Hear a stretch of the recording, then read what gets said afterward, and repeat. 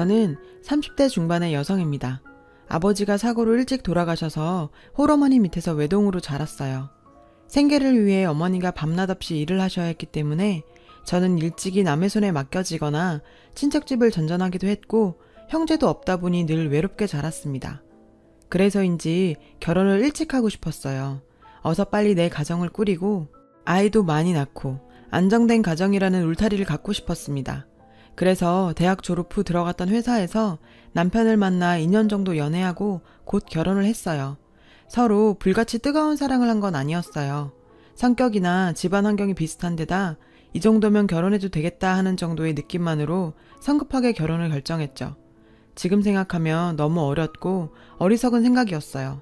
남편도 저와 같이 외동으로 자란 데다 아버지가 일찍 돌아가셨거든요.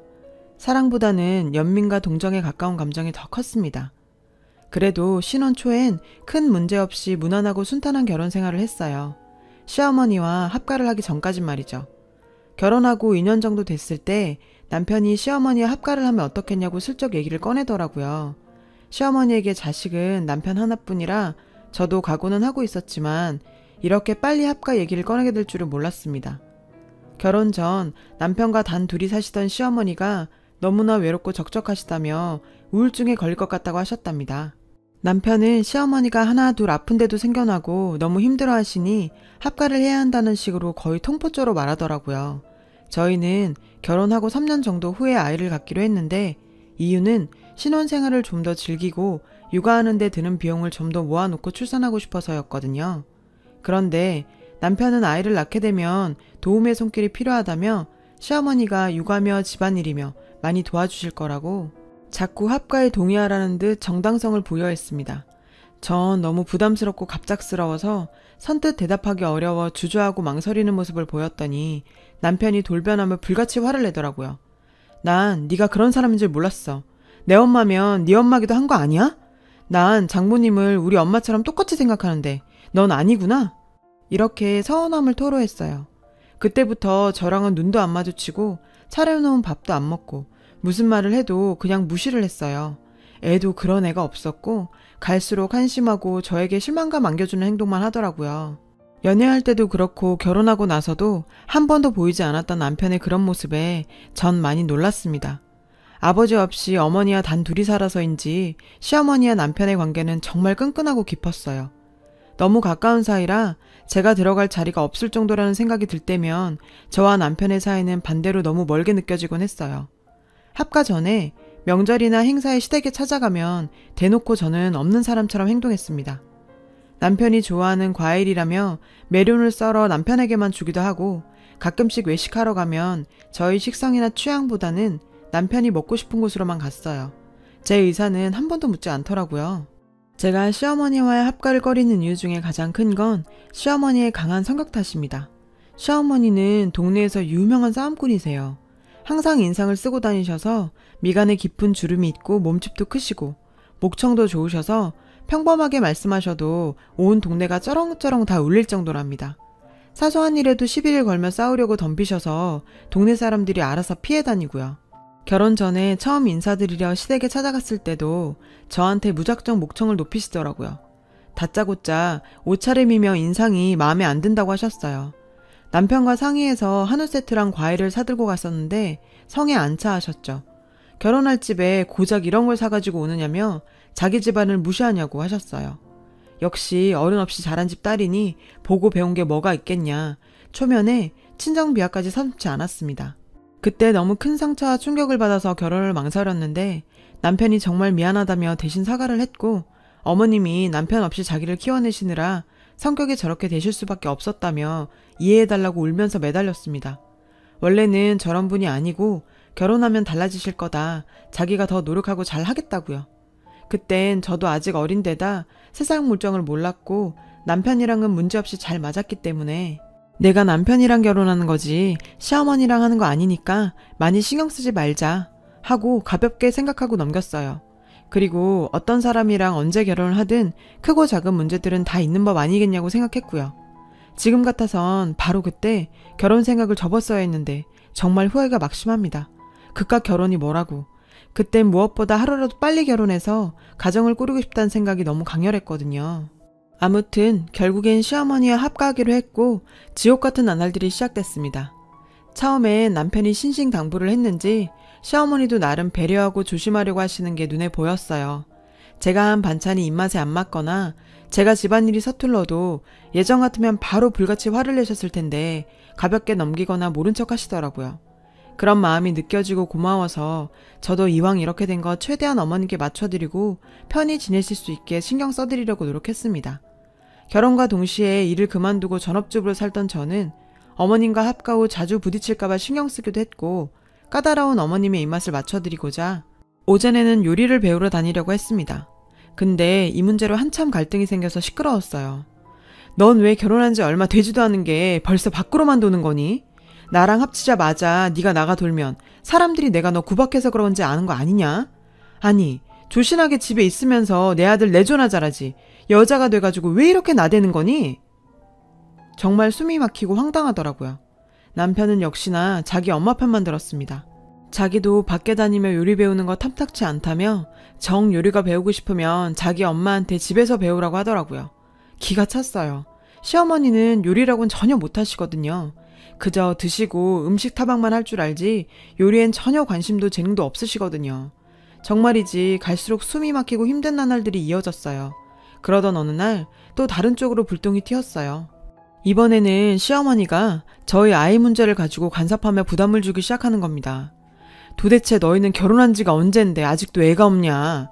네가 무슨 큰 문제 있는 거 아니냐? 다른 옆에 애들이 내 옆에서 일부러 손주 자랑하는데 내가 얼마나 속상한 줄 알기나 하니? 하면서요. 그래서 내년 정도 지나면 아이를 가지려고 한다고 조금만 기다려달라고 했더니 네 나이도 적은 거 아닌데 하루라도 빨리 날 생각을 해야지 왜 자꾸 미루기만 하냐고 또 고래고래 동네가 떠나갈 때 소리를 지르시는 겁니다. 시어머니와는 이렇게 매번 전혀 소통도 안 되고 그렇게 살얼음판을 걷듯 노심초사했어요. 엎친 데 덮친 격으로 이제 남편까지 속을 썩였습니다. 전부터 조금씩 낌새를 채긴 했지만 아무래도 여자가 생긴 것 같았거든요. 회사 일 핑계를 대며 늦게 들어오는 건 기본이고 외박까지 서슴지 않았어요.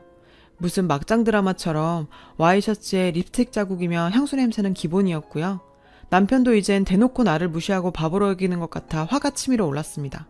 시어머니와 같이 살고 있으니 뭔가 확실해지기 전까지 이 문제를 대놓고 이야기하기도 어려웠죠. 그리고 시어머니가 이런 문제를 알게 되셨다고 해도 남편 편을 들 게 불보듯 뻔하고요. 마침 남편과 같은 부서에서 일하는 여직원이 제 친구의 동생이에요. 그래서 그 친구가 동생한테 들은 남편 회사 얘기를 저한테 전해주곤 했거든요. 어느 날 급하게 그 친구한테 전화가 왔어요. 야, 동생이 그러는데 네 남편 요즘 확실히 여자 생긴 것 같대. 예전보다 굉장히 밝아졌다는데? 전화며 카톡이며 수시로 해대고 되게 야해 보이는 여자랑 둘이 손잡고 시내일 모텔 쪽으로 사라지는 것도 직접 봤대. 각오는 하고 있었지만 이렇게 전해들으니 정말 분노가 치밀다 못해 터져버릴 것 같았어요. 그것들을 잡아다가 당장 족치고 아주 개망신을 주고 싶어졌습니다. 그런데 생각해보니 지금 이렇게 감정적으로 대응하는 것보단 증거를 모으고 타이밍을 잘 잡아서 제대로 처리하는 게 낫겠다는 생각이 들었습니다. 그러던 어느 날 제가 마트에서 장을 보고 좀 늦게 집에 들어갔는데 제 앞에 정말 보고도 믿기지 않은 광경이 펼쳐지고 있더라고요. 시어머니와 남편, 그리고 진한 화장에 노출이 심한 옷을 입고 있는 누가 봐도 천박한 꽃뱀 같은 여자가 같이 앉아서 화기애애한 분위기를 연출하고 있는 거였죠. 정말 기가 차고 황당해서 어안이 벙벙했죠. 제가 들어갔는데도 아무도 아랑곳도 않더라고요. 완전 투명인간 취급에 전 없는 사람 같았습니다. 그래서 제가 그 여자에게 먼저 물었어요. 도대체 누구신데 여기 있는 거예요? 그랬더니 시어머니가 잠깐 움찔하더니 네 남편 회사 일하면서 알게 된 누님인데 일적으로도 많은 도움을 주신다더라. 얼른 인사드리라고요. 그 여자를 자세히 보니 정말 나이가 남편보다 최소 5살은 더 많아 보이더라고요. 저 여자가 남편한테 일적으로 도움을 줘? 정말 어이가 없네. 무슨 싸구려 술집 마당 같은 여자를 가지고 그걸 믿으라고? 그런 생각들이 저절로 들었어요. 제가 또 일적으로 만난 분이 왜 집에까지 와 있는 거냐고 물으니 시어머니가 막 화를 내는 겁니다. 네가 집안에서 살림이나 하는 게 뭘 아냐? 남편 지인이 왔으면 인사를 하고 대접을 해야지. 어디서 그런 태도야? 그 여자 앞에서 또 소리 지르며 난리를 치기 시작하셨어요. 남편 놈은 외면하고 그 여자는 실실 쳐 웃고 있고요. 아, 정말 이놈의 집구석 그나마 있던 오만정이 다 떨어지고 억울해서 미칠 것 같았어요. 그래서 시어머니에게 어머니, 이 여자 누군 줄 아세요? 남편이랑 불륜 저지르고 있는 여자예요. 그거 알고도 이랬을 거예요? 했더니 전혀 놀라는 기색 없이 요즘 세상에 불륜이 어딨냐며 간통죄도 없어진 마당에 남자가 그럴 수도 있지 뭘 그러냐는 식으로 나오는 거예요. 예상은 했지만 시어머니도 이미 다 알고 있었나 보더라고요. 제가 너무너무 화가 나서 도대체 이게 뭐 하자는 거냐. 남편은 보란듯이 내 언녀를 집에 끌고 들어오고 시어머니란 사람은 그거 싸고 들고 정말 너무한 거 아니냐고 했죠. 그랬더니 남편 놈이 그제야 말을 꺼냈어요. 너무한 건 너야. 나도 더 이상 너처럼 답답한 여자랑 못 살겠으니까 네가 나가줘. 따지고 보면 너도 잘한 거 없어. 네가 얼마나 여자로 안 보이고 매력이 없으면 내가 이랬겠냐? 라며 저를 벌레 보듯 보는데 정말 살인이 괜히 나는 게 아니란 걸 몸으로 느낀 순간이었네요. 네가 그딴 소리 안 해도 너 같은 인간하고는 더는 못 살겠고 더러워서 하루라도 빨리 너 같은 거랑 당장 인연 끊고 살고 싶어. 하니까 시어머니가 난데없이 저한테 달려오더니 뺨을 때리고 폭언을 퍼부었습니다. 어디 니깐년이 내 아들한테 더럽단 말을 하냐? 빨리 사과해! 라며 고래고래 소리를 지르고 머리채도 잡혔어요. 그 천박한 여자가 시어머니를 말리며 어머님 살살하세요. 그렇게까지 했으면 됐어요. 이 여자도 다 알아먹었겠죠. 이러는 겁니다. 그때 정말 더 이상은 이런 사람들과 엮이는 게 소름 끼치고 죽도록 다 싫어지더라고요. 자존심이니 억울함이니 제가 찾을 권리니 아무것도 생각나지 않았고 그저 하루라도 빨리 이런 악마 같은 인간 말종들과 인연을 끊을 생각만 간절했습니다. 그래도 애가 없는 걸 아주 천운으로 여기면서 바로 합의 이혼하고 그 인간들하고는 완전히 연을 끊었습니다. 제가 남들처럼 아버지도 있고 형제 자매도 있는 든든한 친정이 있었다면 저 인간들이 저랬을까. 제 처지가 너무 한심하고 가여워서 눈물이 났지만 그래도 나만 믿고 나 하나만 행복하게 살길 바라는 친정 엄마가 생각나서 얼른 대차게 내 길 찾아보자 하는 의지가 생겼습니다. 결혼하고 몇 년을 경단녀로 살아왔기에 할 수 있는 일이라곤 한정적이었고 그마저도 일 구하기가 쉽지 않았어요. 그러다 조리사 자격증도 따고 여기저기 발로 뛰며 알아보던 중에 작은 반찬 가게를 창업했어요. 나라와 여러 단체의 도움도 받고 지인들의 격려 속에서 서서히 가게 운영은 순조로웠고 나중에는 배달까지 하면서 직원이 10명 정도 되는 큰 가게로 성장하게 되었어요. 새벽부터 밤까지 신선하고 좋은 재료를 발로 뛰며 공수했고 레시피 개발과 손님 서비스에도 꼼꼼히 신경을 썼죠. 인터넷을 통한 주문도 받다 보니 어느새 연 매출 억대의 대박 가게가 되었어요. 이혼하고 일을 해보니 내가 사업에 소질이 있구나, 나도 하면 되는구나 하는 자신감이 생겼어요. 친정엄마와 같이 살고 있는데 어머니도 편히 모시게 되어 너무 기쁘답니다. 그러다 친구를 통해 전 남편 얘기를 듣게 됐어요. 전 남편과 그 여자가 결혼을 하고 살다가 그 여자가 집은 물론이고 전 재산을 다 갖고 튀어서 전 남편은 거지 신세가 되었다고요. 회사에서도 불륜남이라 은근히 손가락질 받고 그 여자한테 다 뺏긴 뒤론 완전 넋이 나간 채로 살다가 결국 회사에서도 잘렸답니다. 역시나 예상했던 결말이었죠. 그러던 어느 날이었어요. 반찬 가게에 꿈에도 보기 싫은 예전 시어머니가 찾아왔습니다. 정말 무슨 낯짝으로 여길 다 온 건지 누구한테 얘기를 듣고 온 건지 모르겠더라고요. 제 눈치를 살살 보더니 오랜만에 봐서 반갑다며 살갑게 인사를 하더군요. 정말 대단한 사람이구나. 사람이 뻔뻔하게 어쩜 저럴 수 있지? 하는 생각이 들더라고요. 무슨 일로 오셨냐 물으니 어디서 들으니까 네가 장사를 크게 한다고 해서 한번 보고 싶어서 왔다더군요. 그걸 봐서 뭐 하시게요. 전 그쪽 발끝도 보고 싶지 않으니까 다시는 찾아오지 마세요. 라고 매몰차게 얘기했어요. 그랬더니 갑자기 불쌍한 척을 하며 우는 신용을 하며 다가와서 제 손을 잡는 거예요. 소름이 확 끼쳤죠. 이게 뭐 하는 거냐며 손을 잡아 뗐는데 내가 잘못했다. 너같이 착한 며느리를 몰라보고 아주 꼬리가 9개는 달린 여우 같은 년한테 홀리고 속아서 우리가 큰 실수를 했다.